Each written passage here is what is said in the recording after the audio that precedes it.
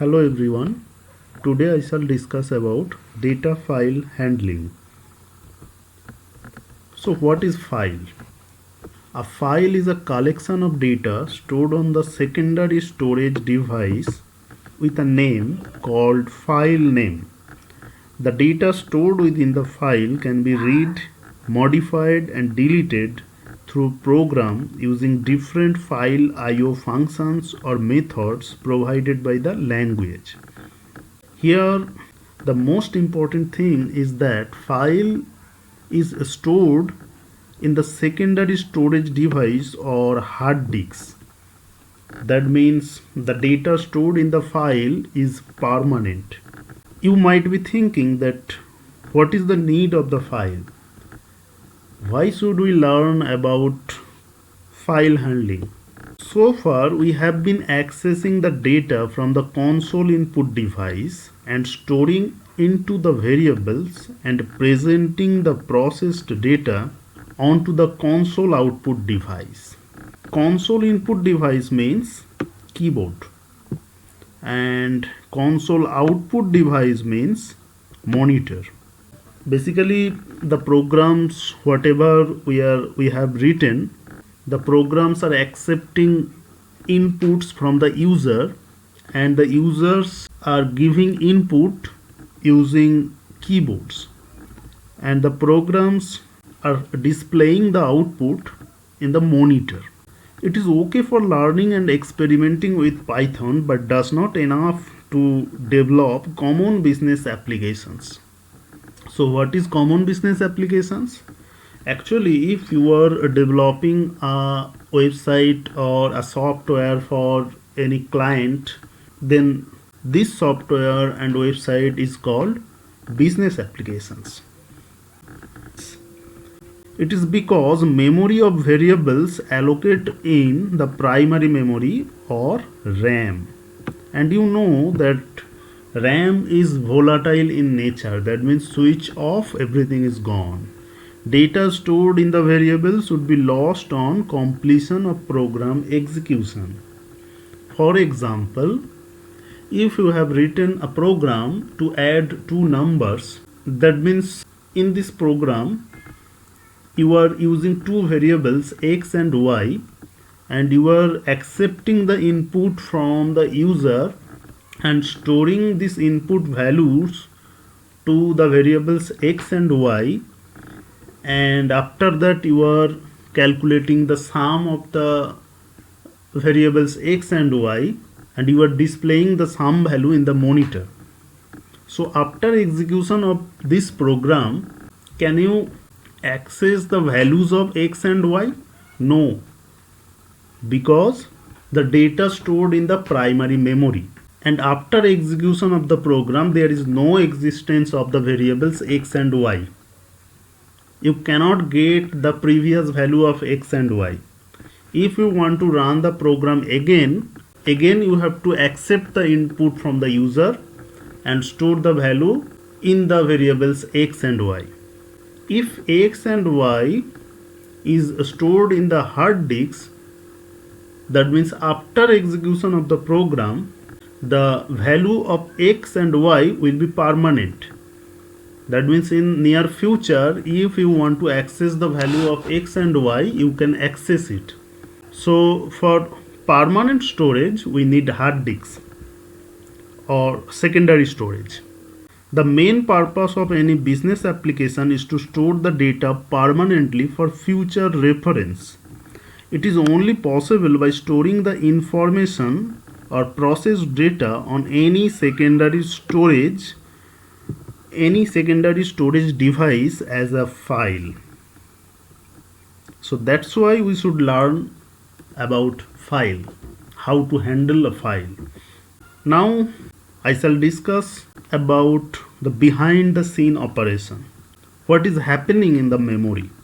CPU directly communicates with the primary memory or RAM. So to execute a program we need to fetch the program from secondary memory to RAM, and then the program will be executed. And A program need some inputs, and depending on the inputs it will generate outputs. To get the input from the user, we use input function, and these input values will be stored in the variables, and the variables will be stored in the RAM only.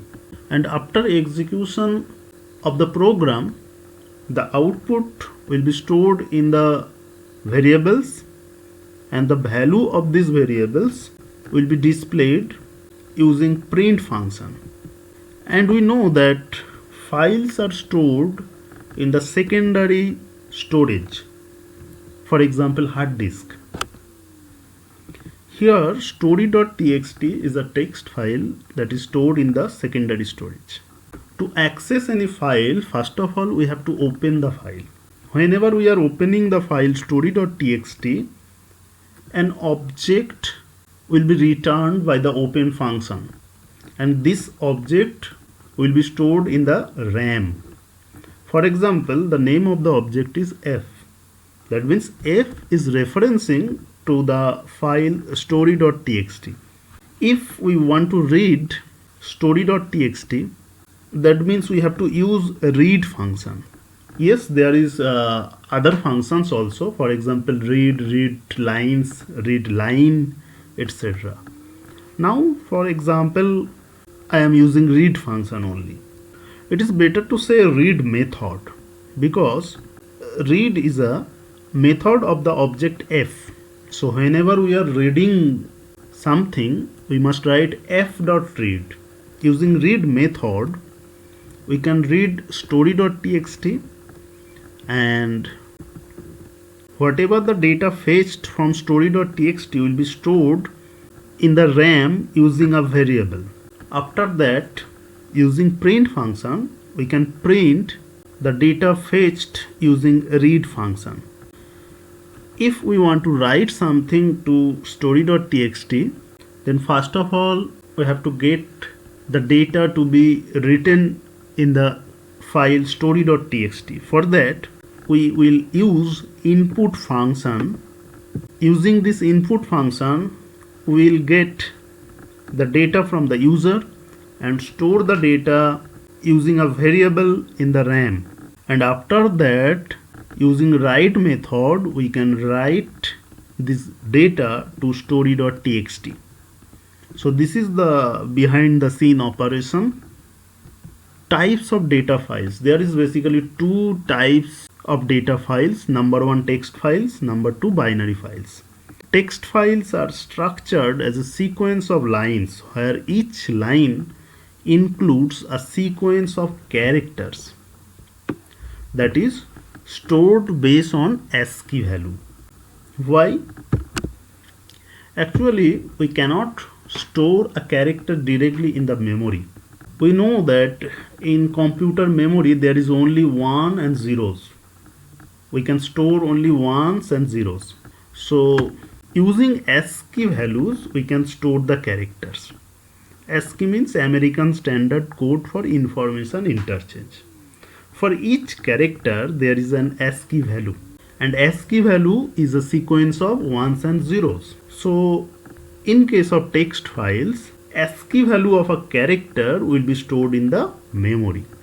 It can be edited in any text editor program. Next, binary file. A binary file is a file stored in binary format, that is combination of ones and zeros. So binary files will be very fast to access. We can access a binary file quickly. Steps to read from or write to a file.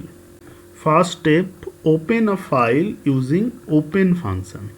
Whatever you want to do with a file, first of all you have to open the file. You can open a file using open function. After that you can read or write using file methods. And finally you must close the file. If you don't close the file, most of the time there will be no problem, but it is good practice. You must close the file, because whenever you are opening a file, you are using some resources. and after completion of the work you must free these resources. For example, in this case, whenever we are opening story.txt, an object f will be created and it will be stored in the RAM. And you know that size of the RAM is very limited and CPU directly communicates with the RAM. So after completion of the work, we must free the memory location allocated for the object f. Then other programs can access or can use this memory location. So for better performance, after completion of the work, we must close that file. In my next video, I shall discuss these 3 steps in more details. Thank you for watching this video.